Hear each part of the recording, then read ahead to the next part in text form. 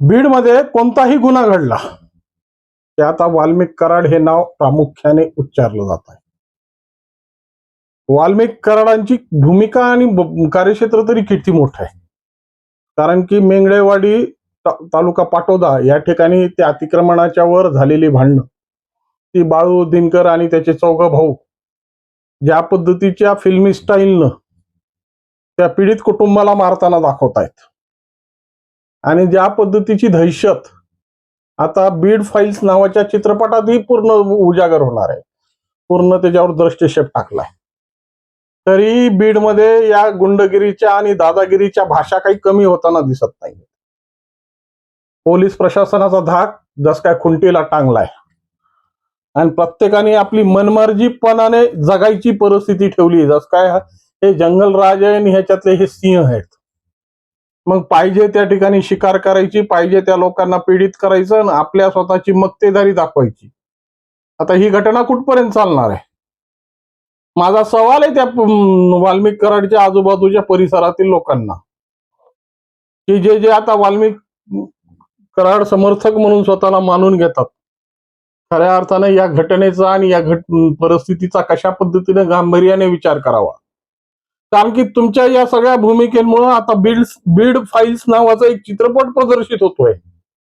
तुमची जी कर्म कहाणी आहे आणि या बीड जिल्ह्याची जी मूठमाती आहे ती सोबत जोडली जाते. आणि आता या वाल्मिक कराडाचा वापर कुठं कुठं होणार आहे देव जाणे.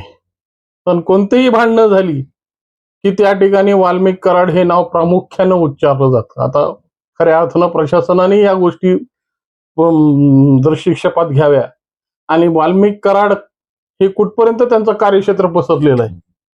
वाल्मिक कराड जिल्ह्यातल्या कोणत्याही घटना असेल, ती बीडची ती एअर रायफलची शूटआउटची घटना असेल, त्या 4 राऊंड हवेत फायर करणारा तो कार्यकर्ता असेल किंवा कोणतेही बीड जिल्ह्यामध्ये कुठेही निघालं, हे वाल्मिक कराड नाव हे सुरुवातीला उच्चारलं जातं. आता ह्याच्यातला नेमका गोड बंगाल काय आणि वास्तविक परिस्थिती काय? खऱ्या अर्थानं प्रशासनाने याच्यावर एक वेगळी SIT स्थापन करावी आणि याच्यावर खऱ्या अर्थानं जरब बसवावा. नाहीतर या पद्धतीच्या भूमिका कुठंही काही झालं तर शेवटी हेच उच्चारून जर या पद्धतीनं मीडिया आपलं वलय निर्माण करत असेल तर खऱ्या अर्थानं ही दुःखाची गोष्ट आहे. पण खऱ्या अर्थानं या मेंगडेवाडीमध्ये घडलं काय? मेंगडेवाडीतली ही घटना कशा पद्धतीनं ऐरणीवर आली आहे आणि मेंगडेवाडीच्या सरपंच कृष्णा बांगर शेवटी काय म्हणतोय याच्यावरही दृष्टिक्षेप टाकणं गरजेचं आहे. आणि या सगळ्या घटना वाल्मिक कराडांसोबत कशा जोडल्या जात आहेत हे याच्यावरही विश्लेषण करणं गरजेचं आहे. यासाठी मी तुमच्या समोर आहे. नमस्कार मित्रांनो, मी राजेश दुबे, मंथन मध्ये आपलं स्वागत आहे. म्हणतात ना, बीड जिल्हा म्हणजे आता दहशतीचा जिल्हा झालाय. रोज एक नवीन प्रकरण, रोज नवीन एक अध्याय आमच्या कर्माशी जोडल्या जात आहे. कुठंही पाहिलं तर काही ना काहीतरी प्रकारे तो मीडियावर लगेच बातम्या झळकतात आणि झळकलेल्या बातमींमध्ये कुठं ना कुठं तरी त्याचा वाल्मिक समर्थक आहे असं मानलं जात आहे. आता खऱ्या अर्थानं वाल्मिक कराडांची कार्यक्षेत्र कुठपर्यंत लांबलेली आहेत आणि कुठपर्यंत यांनी आपल्या भूमिका लांबवलेल्या आहेत हा आता तपासाचा मुद्दा झालाय. पण ज्या मेंगडेवाडीमध्ये म्हणजे वाघिरा आणि मेंगडेवाडी हे संयुक्त ग्रामपंचायत आहे आणि या ग्रामपंचायतीचे सरपंच कृष्णा बांगर ज्या पद्धतीने भूमिका मांडतायत आणि ज्या पद्धतीनं वंजारा, मराठा आणि अन्य 12 बलुतेदार समाज त्या गावात गुन्ह्या गोविंदानं राहतोय, पण हे जे बाळू दिनकर आणि त्यांचे चौघ भाऊ ज्या पद्धतीने आपली मनमानी करून ज्या पद्धतीची दहशत माजवण्याचा प्रयत्न, हे मेंगडेवाडी हे गाव नेकनोरिया पोलीस स्टेशनच्या हद्दीत येत आहे. आणि कृष्णा बांगर स्वतः म्हणतायत की पाटोदा पोलीस स्टेशन मध्ये जा म्हणजे यांची कुंडली तुमच्या लक्षात येईल. आता खऱ्या अर्थानं अशा वृत्तींना आणि अशा प्रवृत्तींना रोखायचं कसं? कारण की प्रशासनाचा तर जरब राहिलेला नाही. प्रशासनाने जर खऱ्या अर्थाने आपल्या दंड्याचा जर वापर केला आणि खऱ्या अर्थाने यांना वटुडणीवर आणलं तर अशा पद्धतीच्या दादागिऱ्या आणि अशा पद्धतीचे मक्तेदाऱ्या करण्याची हिंमत होणार नाही. पण प्रशासन कोणत्या परिस्थितीला घाबरतंय हे आता समजायला तयार नाही. कारण की ज्या पद्धतीनं मागच्या काळामध्ये एक भूमिका आली होती. त्या भूमिका खऱ्या अर्थानं प्रशासनाच्या वर बंधनं घालण्यासाठी आली होती. मानवी हक्क अभियान, मानवी हक्क परिषद, मानवी जी आहेत त्या पद्धतीने ह्युमन राईट्स नावाने ती भूमिका चालत होती. आणि मग कोणत्याही घटना झाल्या, कसल्याही परिस्थित्या ओढावल्या की हे लोक त्यांच्या त्या पोलीस स्टेशनला गाठायचे आणि मग त्या परिस्थितीला सारवासारवी करायचा प्रयत्न करायचे. पण आता त्या कारवाया बंद झाल्यात. काय कारण की ह्युमन राईट्सचा जो एक प्रकार होता तो तत्काळात खूप प्रचारित होता.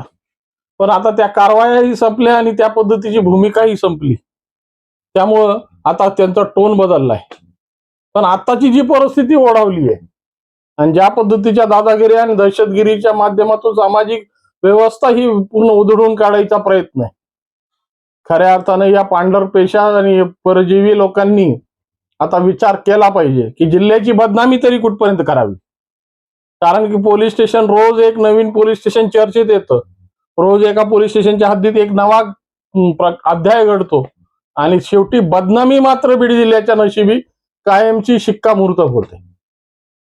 आता बीड जिल्हा या गोष्टीला वैतागलाय. तरीही आज या पद्धतीने आता मीडियानं बोलणं, मीडियाचा दृष्टिक्षेप कमी झालाय. आता त्याची बाजू आता रंगभूमीने उचलली आहे, मराठी रंगभूमीने.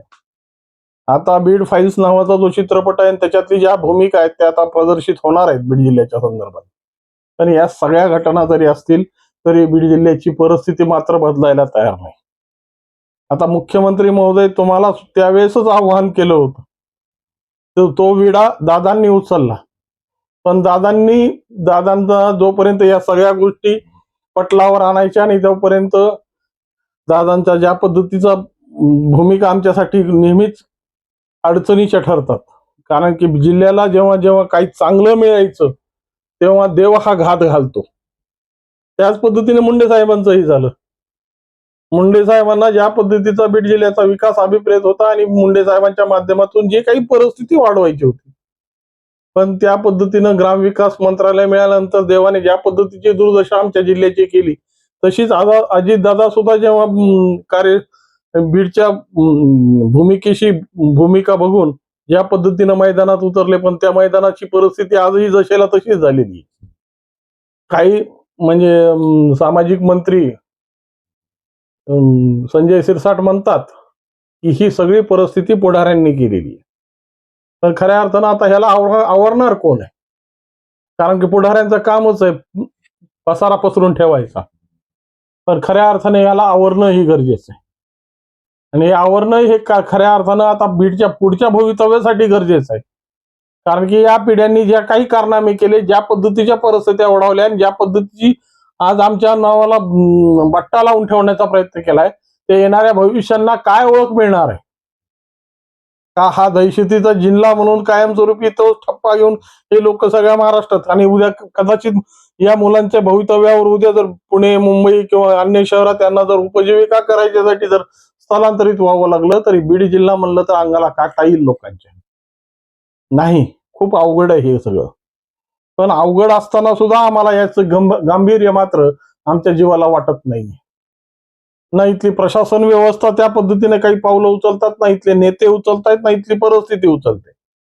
आणि प्रत्येक ठिकाणी या 4-2 टिमक्यांची जी टिमकीगिरी जी वाजवली जाते ना, आणि ज्या पद्धतीने या पीडितांना याचे खऱ्या अर्थानं जे पीडित लोक आहेत त्यांच्या शेतामध्ये ज्या पद्धतीने या बाळू दिनकर किंवा काही जे नावं आहेत त्यांनी ज्या पद्धतीनं शेड बांधून आपलं मनमानी दाखवण्याचा प्रयत्न केला आणि जेव्हा आपल्या जागेवर अतिक्रमण होत आहे ही परिस्थिती माहीत झाल्यानंतर जर त्याच्या बाजूला जर काही कामं करायला गेलेली लोक त्यांना मारहाण अशा पद्धतीने होत असेल, अमानुष पद्धतीनं त्यांची परिस्थिती ओढावली जात असेल, आया बहिणीचा सुद्धा विचार हे लोक करत नाहीयेत. ही सगळ्यात मोठी दुर्दैवी परिस्थिती. आता नेकनूर पोलीस स्टेशननी या गोष्टीचा छडा लावावा आणि वास्तविक स्वरूपात या ज्या माजलेल्या आणि मस्तमावाद झालेल्या लोकांना योग्य ती धडा दाखवावा. कारण की परिस्थिती इतकी सोपी नाहीये. अहो करून जाता तुम्ही, पण भोगायची वेळ आम्हाला येते. आणि हे भोगायचं तरी कुठपर्यंत आम्ही? काय त्याची मर्यादा त्याचं काही आहे? का तुम्ही सगळ्या बीड जिल्ह्याच्या नशिबाला इथे तोच बट्टा लावून जाणार आहे दहशतगिरीचा आणि लोकांना मजबूर करणार आहेत का या चिखलात उतरायला? त्यामुळे प्रशासनाने या गोष्टीचा विचार करावा आणि प्रशासनाने यांच्या खऱ्या अर्थाने यांची परिस्थिती काढून ज्या पद्धतीने माग बल्लाळ साहेबांनी धिंड काढली होती, धिंड, त्या पद्धतीच्या धिंडी काढा यांच्या, तेव्हा जाग्यावर यांच्या आकला जाग्यावर येतील. आणि जेव्हा ही दहशतीची परिस्थिती ज्या पद्धतीने गुडघ्यावर चालल्यानंतर आणि मागून फटके बसल्यानंतर जी परिस्थिती निर्माण होते ना, मग ह्युमन राईट्सचा विचार करू नका, कसला विचार करू नका. यांना वटणीवर आणण्यासाठी यांचीच परिस्थिती यांना दाखवा, तरच खऱ्या अर्थाने ही सगळ्या भूमिका आटोक्यात येतील. हे मात्र वास्तविक सत्य आहे. त्यामुळे आता प्रशासनाला जबाबदारीचा विडा उचलावा लागेल आणि या सगळ्या गोष्टींची तमछाट केल्याशिवाय जिल्ह्यातली चांगली लोक ही सुखरूप राहणार नाहीत. ह्याची शाश्वती बीड जिल्ह्याच्या या चांगल्या लोकांना दिली पाहिजे. त्यामुळं हे जरी कांड हे घडवून आपला स्वतःची मारेदावी आणि मक्तेदारी स्थापित करण्याचा प्रयत्न करत असतील तरी तुमच्याकडे कायद्याने दिलेले अनेक शस्त्र आणि अस्त्र आहेत आणि या शस्त्र आणि अस्त्राचा जर वापर यांच्यासाठी वास्तविक स्वरूपात केला तर यांना यांच्या आईचं दूध आठवल्याशिवाय राहणार नाही आणि परिस्थिती ही वेळेवर जाग्यावर आल्याशिवाय राहणार नाही. काय वाटतं याबद्दल तुम्हाला? कारण की भोगायचं तुम्हाला आम्हाला आहे.